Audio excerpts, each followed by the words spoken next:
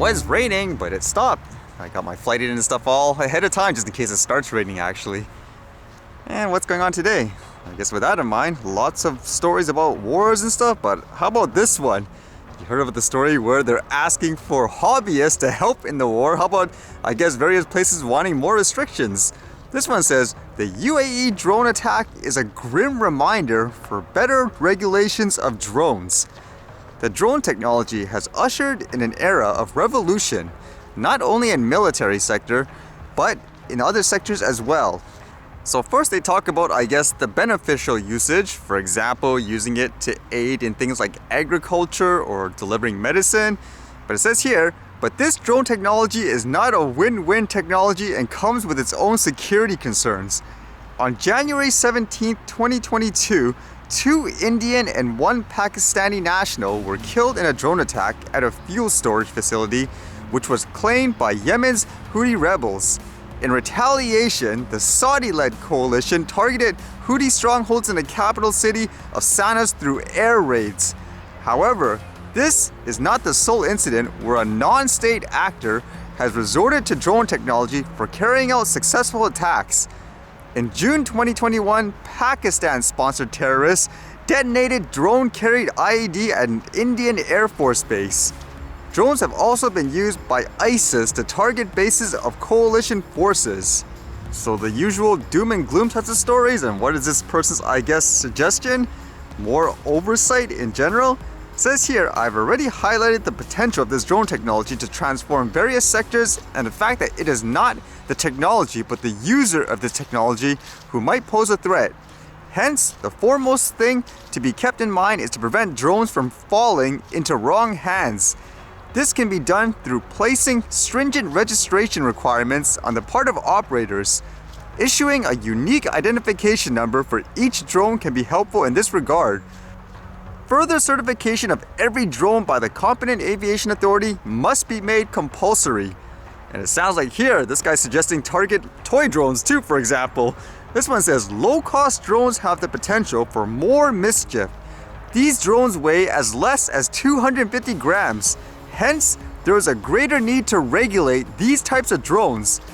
Official supervision requirements can be placed for manufacturing of drones beyond a certain size. Moreover, a greater emphasis should be there on encouraging self-discipline with the drone industry in order to prevent the drones from falling into the wrong hands.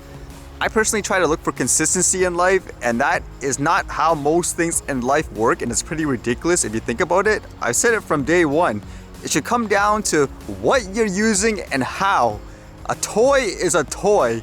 To say, for example, let's just say this quote toy can potentially be used in the wrong way to harm somebody. You can say that about anything. It would be as ridiculous as me saying, hey, people can spy with people with cameras and so forth. So your smartphone and everything like that, they need to be regulated like crazy. Registrations, restrictions, because it could, quote, get into the wrong hands. How ridiculous would that be, for example? Again, like consistency in life, it should come down to the risk and the benefits. For example, like with the drone, with that recent story, if you guys remember, where apparently in Ukraine, the military is asking for drone hobbyists to help out with their drones. And to my understanding, what they wanted it for the most part, was to use it for monitoring purposes. For example, look at this huge convoy of tanks coming, so to speak, so we can prepare. I don't think the strategy was, to my knowledge, hey, drone hobbyists, take your drones, crash them into helicopters and tanks, and voila! It'll destroy them, we'll win. I mean, how ludicrous is that, correct?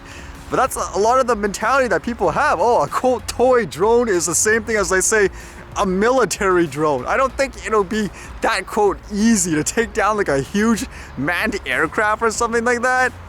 And at the same time, again, like there, you have to weigh in the risk versus the benefits. If you're telling me, like I'm just making up some numbers, there's, let's just say, a 1 in 1 billion chance where a quote toy can take out a military drone, yet there's, let's just say, a 1 out of 10 chance someone could use it in a great way like there to monitor a situation, then why would you put so much restrictions and fear-monger it so much?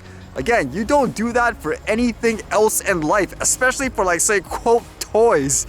You can use anything as a weapon too if you really think about it. I mean, with all the hysteria, if you think about it, and with how much a person like myself flies, like just say a pro-consumer drone, you think I should have taken down at least one airplane, for example, by now, correct? I should have killed at least one person by now. But obviously, for how most people use them and the tech in modern day age, you don't do crazy stuff with it. And oddly enough, like the story about military or whatever and all that, the first thing that comes to my mind, unfortunately, is like the US using that Reaper drone. You guys remember that? And killing innocent people? I mean, those are the type of things you should really be worried about, in my opinion, in terms of a quote drone. Other than that, for the average individual, I would say if they're not doing anything wrong, it should be okay. And you focus on things like potentially countermeasures. Because more restrictions, more regulations, and so forth for quote toys is not the answer, in my opinion. That's just more examples of someone doing something for the sake of doing something when it doesn't really help in any way. With that in mind, a lot of the news and stuff I read about the war, it just seems like there's so much conflicting information many times. People claiming various viral videos, they're not real, they're taken out of context. For example, certain aircraft being shot down are actually from video games. It's kind of crazy, huh? But apparently a lot of, I guess, companies are now banning Russian-based news organizations. This one seems to be specifically targeting a Russian, I guess, network, RT. Like this one here says, Google blocks Russia's RT app downloads on Ukrainian territory. And then here it says, YouTube bans ads on RT and other Russian channels. So I guess they're going after all of their media outlets. That's kind of interesting to think about, because I know immediately, like here, you would say that's a great thing, but I wonder if it is, because I think ultimately it should come down to the individuals being able to put the pieces together and all that, because it's just kind of worrisome when people start saying this is banned, that's okay, because you can imagine in any other situation. For example, I guess everyone agrees the war is horrible and stuff, but I actually didn't know this before. In terms of what's happening in Ukraine, it says here, Ukrainian males aged 18 to 60 are now banned from leaving the country. Ukrainian forces are doing everything they can to shore up their military might. The president is promising weapons to anyone who wants them. Like there, I've often read the story of everyone wants to, I guess, fight for their country and so forth, which I guess is great in that sense, but I actually never knew about this. So imagine if you didn't have this type of information as well. But I guess with that thought, maybe there will be an end to all this war stuff, because here it says Ukraine agrees to hold talks with Russia at the Belarusian border. After a phone call with the Belarusian leader Alexander Lukashenko on Sunday, Ukrainian President Volodymyr Zelensky agreed to hold talks with Russia at the Belarus border per AFP. Also on Sunday, Russian President Vladimir Putin has ordered the military to put its nuclear forces on the highest level of alert in response to what he called aggressive statements by NATO countries. I'm guessing that's with all of the, sanctions and stuff like that. One thing I would hope wouldn't happen too, which I wouldn't be surprised if it does, because so many places are banning anything Russian related. Imagine like here in Canada, people start harassing a Canadian-born, I guess, Russian speaker just because of all the news and stuff like that.